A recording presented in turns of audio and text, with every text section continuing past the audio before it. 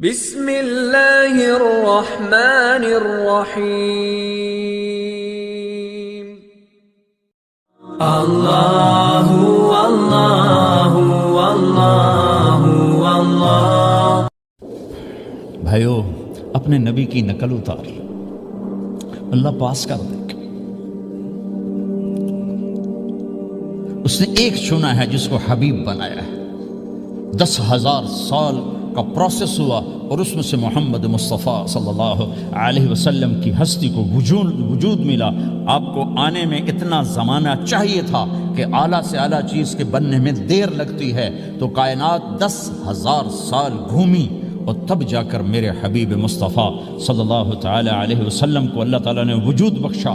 سب سے عالی نسب، سب سے عالی خاندان، سب سے عالی صفات۔ اب اللہ کے خزانوں سے لینے کا راستہ پاؤنڈ نہیں، ڈالر نہیں ہے، تجارت نہیں ہے۔ اللہ سے لینے کا راستہ میرے نبی کا طریقہ ہے۔ تجارت میں ہو، زراعت میں ہو، جاب میں ہو، کھیتی باڑی میں ہو، میرے نبی کا طریقہ ایک مسجد کا ہے، نماز۔ 5 وقت کی نماز یہ میرے نبی کی آنکھوں کی ٹھنڈک ہے۔ 5 وقت کی نماز اس امت کی شان پہچان ہے، اور اللہ تعالیٰ نے پہلی امتوں پر اتنی بڑی مشقت ڈالی کہ ان کی نماز مسجد کے علاوہ کہیں نہیں ہوتی تھی، مسجد میں ہی ہوتی تھی۔ ہمارے لیے کتنی آسانی کر دی، جاب میں ہے مصلی بچھا نماز پڑھ، چلو مصلی بھی کوئی نہیں، زمین دیکھ اس پر کوئی گندگی تو کوئی نہیں ہے، بس زمین بھی تیرے لیے پاک ہے، چل نماز پڑھ۔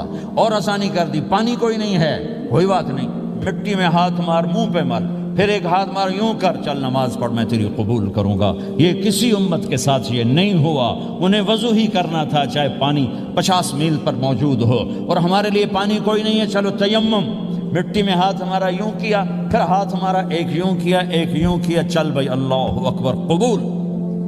عمار بن یاسر رضی اللہ تعالیٰ عنہ سفر میں تھے، ان کو نہانے کی ضرورت ہو گئی، نائٹ فال ہو گیا، تو انہوں نے سوچا کہ ویسے تو آدمی کو وضو کی ضرورت ہوتی ہے تو خالی منہ پہ ہاتھ مارا اور کونیوں تک، لیکن مجھے تو غسل کی ضرورت ہے، تو خالی اس سے تو کافی نہیں ہوگا۔ تو انہوں نے کپڑے اتارے، اکیلے تھے، ریت کے اوپر کبھی یوں لیٹے، کبھی یوں لیٹے، کبھی یوں لیٹے، 3-4 دفعہ یوں اور یوں رول ہوتے ہوتے پھر انہوں نے نماز پڑھی۔ آئے اللہ کے نبی کی بارگاہ میں، یا رسول اللہ مجھے رات کو نہانے کی ضرورت پڑ گئی، تو میں نے کہا وضو کے لیے تو خالی یہ 2 دفعہ کرنا کافی ہے، تو یہ تو نہانا تھا، تو میں تو ریت میں خوب رول ہوتا رہا۔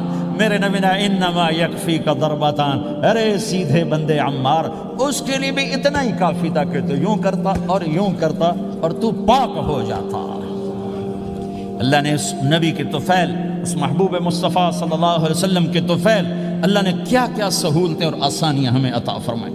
پھر نماز 4 کی 2 رکعت کر دی، کہ تم مسافر ہو 2 پڑھو، روزے میں سفر میں روزہ معاف کر دیا، بعد میں رکھ لینا، قضا کرنے کا حکم، بالکل چھوڑنے کا نہیں، اور کہا کہ بھائی مریض ہو چھوڑ دو، مسافر ہو چھوڑ دو، اور نماز 2 رکعت کر دو، سنتیں چھوڑ دو۔ ابن عمر رضی اللہ تعالیٰ عنہ بیٹھے تھے، تو انہوں نے 2 رکعت پڑھ کے بیٹھ گئے، تو ان کے خادم نے کہا سنتیں نفل نہیں پڑھو گے؟ کہا اگر پڑھنا تو 4 فرض پڑھتا میں، میرے اللہ نے معافی دے دی تو میں کیوں پڑھوں؟ میرے نبی نے سفر میں سنتیں نہیں پڑھی کبھی، اپنی امت کو سہولت دینے، فجر کی سنتیں 2 پڑھتے تھے، اس کے علاوہ سنتیں نہیں پڑھی تاکہ میری امت کو سہولت ہو، آسانی ہو۔ ایک دفعہ بارش ہو رہی تھی اور کوئی جگہ نہیں تھی نماز پڑھنے کے لیے، تو آپ نے اپنی اونٹنی کو آگے کیا اور اس پر بیٹھ گئے، بیٹھے ہی تھے، پیچھے صحابہ نے اونٹنیوں پر ہی صفیں بنائی، اور یہ نماز اونٹنی پہ بیٹھ کر ادا کی گئی۔ بارش کے اندر نماز اونٹنی کے اوپر نماز بھی ہو گئی، رکوع بھی ہو گیا، سجدہ بھی ہو گیا، سلام بھی ہو گیا۔ پہلی امتوں کے لیے نہیں تھا، سجدہ ہی کرنا پڑے گا۔ یہ اللہ کے محبوب مصطفیٰ صلی اللہ تعالی علیہ وسلم کی طفیل، میرے اللہ نے ہم پہ فضل و احسان کیا، تو میرے نبی کی زندگی میں عبادات میں نماز سب سے اعلیٰ نظر آتی ہے، سب سے نمایاں نظر آتی ہے، اور پھر بازار میں، گھر میں، دفتر میں، ماحول میں میرے نبی کے اخلاق، یہ زندگی کا دوسرا روشن پہلو ہے۔ میرے نبی کی ساری زندگی 2 لفظوں میں آتی ہے، عبادت اخلاق، عبادت اخلاق، یا 2 اور لفظ، حقوق اللہ حقوق العباد، حقوق اللہ حقوق العباد۔ حقوق اللہ میں نماز سب سے اعلیٰ، اور حقوق العباد میں لوگوں کی برداشت کرنا، لوگوں سے درگزر کرنا، معاف کرنا، جھوٹ سے بچنا، دھوکے سے بچنا۔ میرے نبی سے پوچھا گیا یا رسول اللہ مسلمان کنجوس ہو سکتا ہے؟ ہم نے کہا ہو سکتا ہے۔ یا رسول اللہ مسلمان کمزور ہو سکتا ہے، بزدل ہو سکتا ہے، ڈرپوک ہو سکتا ہے؟ آپ نے کہا ہو سکتا ہے۔ یا رسول رسول اللہ مسلمان جھوٹ بول سکتا ہے؟ آپ نے کہا نہیں، جھوٹ نہیں بول سکتا، جھوٹ نہیں بول سکتا۔ ہاں، الا لعنت اللہ علی الکاذبین، جھوٹوں پہ اللہ کی لعنت۔ اس لعنت کے ساتھ 400 پاؤنڈ بچا لیے، 4000 بچا لیے، 4 ملین بچا لیے، 4 بلین بچا لیے، 4 ٹریلین بچا لیے، ساری دنیا کو بچا لیا، اور اوپر اللہ کی لعنت پڑی تو اللہ کی قسم گھاٹے کا سودا ہے۔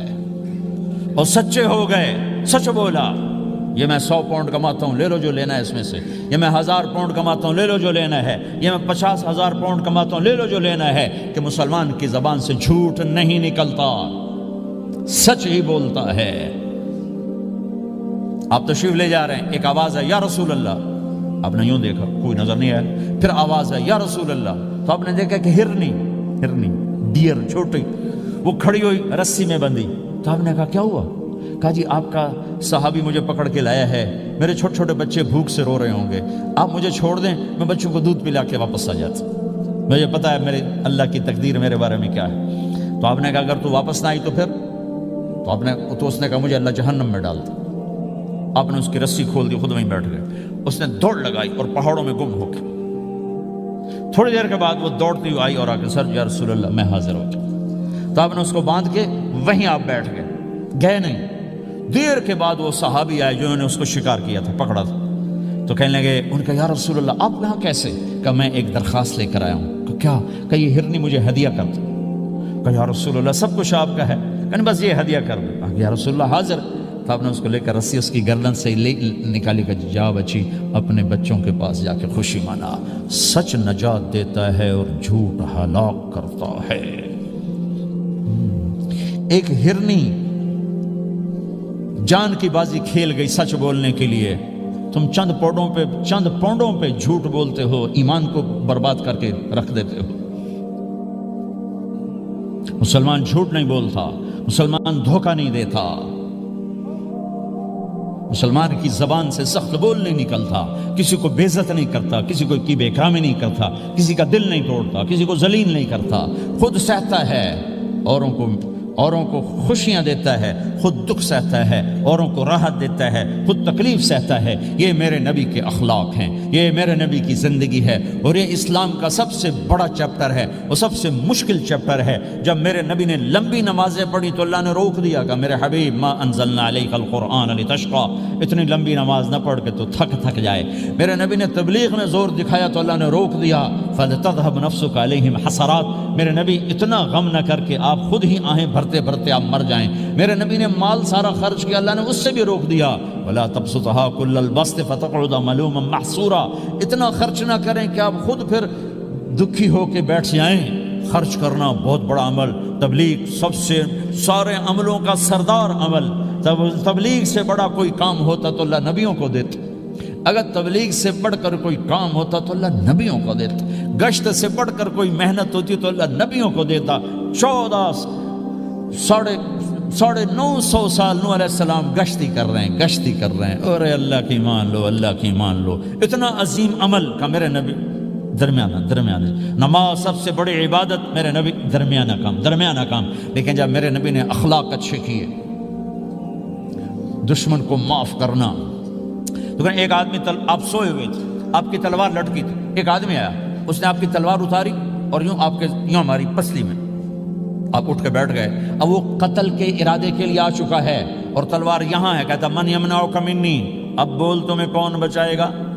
تو آپ نے مسکراتے ہوئے کہا اللہ، تو اس کے ہاتھ سے تلوار گر پڑی، تو آپ نے اٹھا لی، آپ نے یوں سیدھی کی، اب تو بچا، تجھے کون بچائے گا؟ وہ کہنے لگا مجھے تو ہی بچائے گا، وہ تو اللہ کو جانتا نہیں تھا، کہا بابا مجھے تو ہی بچائے گا۔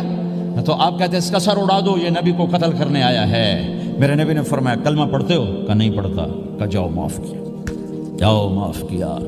یہ میرے نبی کے اخلاق ہیں۔ 20 سال جنہوں نے قتل کے منصوبے بنائے، مکہ والے، جب آپ مکہ میں فاتحانہ داخل ہوئے، ابو سفیان سب سے زیادہ آپ کو دکھ پہنچانے والوں میں پیش، تو آپ نے ابو سفیان کو عزت دی۔ جو ابو سفیان کے گھر میں داخل ہوگا اس کو کچھ نہیں کہا جائے گا۔ آپ تو ابو سفیان کو بلا کے سولی پہ لٹکاتے، اور آپ کہہ رہے ہیں جو ابو سفیان کے گھر میں جائے گا اسے کچھ نہیں کہا جائے گا، جو بیت اللہ میں ہوگا اسے کچھ نہیں کہا جائے گا۔ سارا مکہ سامنے، آپ یوں بیت اللہ کا دروازے پر یوں دونوں ہاتھ ایسے ٹکا کے کھڑے تھے، پھر آپ نے کہا میں کیا کروں گا اب تمہارے ساتھ؟ تو سہیل بن عمر نے کہا آپ کریم ہیں، کریم کے بیٹے ہیں، تو آپ نے کہا جاؤ میں نے معاف کیا۔ یہ اخلاق آج مٹ چکے ہیں، مردوں سے، عورتوں سے، علم والوں سے، خانقاہ والوں سے، تبلیغ والوں سے، سب زیرو ہوئے پڑے ہیں۔ جب تک یہ اخلاق زندہ نہیں ہوتے اسلامی زندگی قائم نہیں ہو سکتی، اسلامی معاشرت قائم نہیں ہو سکتی، اور دین دو چیزوں سے آگے پھیلتا ہے، ایک دعوت اور ایک اخلاق۔ دعوت اور اخلاق، دعوت اور اخلاق۔ دعوت نہیں ہوگی تو اخلاق وہیں پڑے رہ جائیں گے، اخلاق نہیں ہوں گے تو دعوت کوئی قبول نہیں کرے گا۔ میرے نبی نے کتنے معجزے دکھائے مکے میں، نہیں کلمہ پڑھا۔ بدر میں ان کے 70 مارے گئے، فرشتوں کو دیکھا، جبریل کے گھوڑے کی آواز سنی، کلمہ نہیں پڑھا۔ خندق میں شکست ہوئی، کلمہ نہیں پڑھا۔ پانی نکلتے دیکھا انگلیوں سے، کلمہ نہیں پڑھا۔ ایک بکرے کا ایک بازو پکایا، ایک بازو بکرے کا، ایک اگلا جو بازو ہوتا، اور 40 آدمیوں نے کھانا کھایا اور ایک بوٹی کم نہیں ہوئی، ایک بوٹی کم نہیں ہوئی، کلمہ نہیں پڑھا۔ لیکن جب میرے نبی نے کہا جاؤ معاف کیا تو سارے ہی کلمہ پڑھ گئے کہ واقعہ یہ اخلاق نبی کے ہو سکتے۔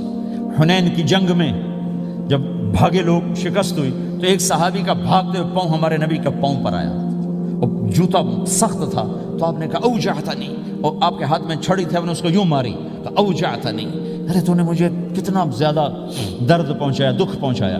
وہ بیچارے پگھل کے رہ گئے اور پریشان ہو گئے، اور فرماتے ہیں سارا دن میں پریشان، ساری رات پریشان کہ اللہ کے نبی کو میں نے تکلیف پہنچائی، اب میرا کیا بنے گا؟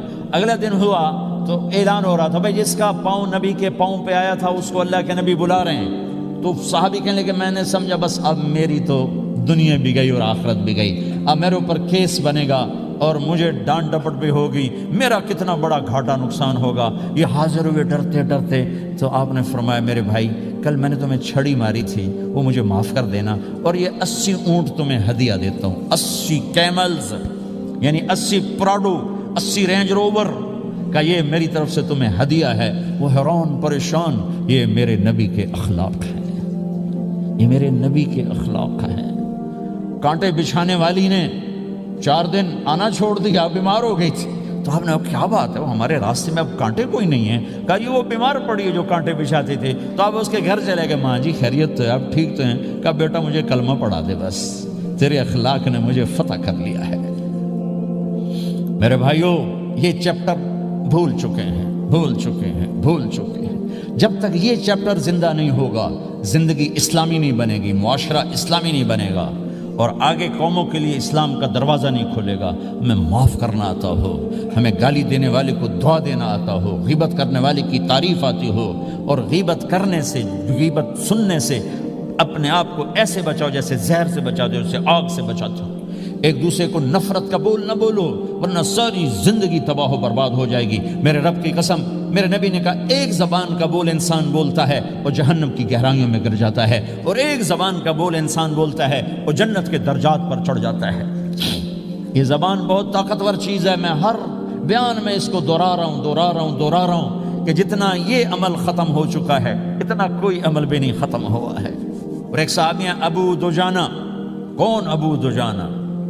السابقون الاولون من المہاجرین والانصار، اس میں پہلی صف کے صحابہ۔ کون ابو دجانہ؟ جب آپ حج پر گئے تو اپنی جگہ مدینے کا امیر ابو دجانہ کو بنایا۔ ابو دجانہ حج میں شریک نہیں ہوئے کہ آپ نے اپنی جگہ ان کو اپنا نائب بنا کے وہاں کھڑا فرمایا ابو دجانہ میری جگہ پر مدینے کا امیر ہے، یہ وہ ابو دجانہ ہیں۔ کون ابو دجانہ؟ جو جنگ بدر سے لے کر آخری حج تک ہر سفر میں شریک ہیں، ہر سفر میں شریک ہیں۔ ان کی ایک بات میں بتانا چاہتا ہوں، پہلے تھوڑی سی ان کی ہسٹری بتانا چاہتا ہوں۔ کون ابو دجانہ؟ احد کی جنگ میں آپ نے تلوار اٹھائی، کہا اس تلوار کو کون لے گا؟ کئی صحابہ کھڑے ہو گئے۔ آپ نے کہا اس تلوار کا حق کون ادا کرے گا؟ سارے بیٹھ گئے، 3 آدمی کھڑے رہے، ایک زبیر بن عوام، ایک عمر بن خطاب، ایک ابو دجانہ۔ ان کا نام ہے سماق بن خرشنہ، سماق بن خرشنہ ان کا نام ابو دجانہ سے مشہور ہے۔ تو آپ نے تلوار نہ عمر کو دی، نہ زبیر کو دی، ابو دجانہ کو دی تھی۔ تو عمر رضی اللہ عنہ نے تو محسوس نہیں کیا، حضرت زبیر نے محسوس کیا کہ اس کو کیوں دی، مجھے کیوں نہیں دی، میں مہاجرین میں سے ہوں، میں پھوپھی کا بیٹا ہوں، میں اس سے دلیری میں کم نہیں ہوں۔ بلکہ حضرت زبیر کی دلیری کی تو دھک تھی، جدھر سلوار چلتی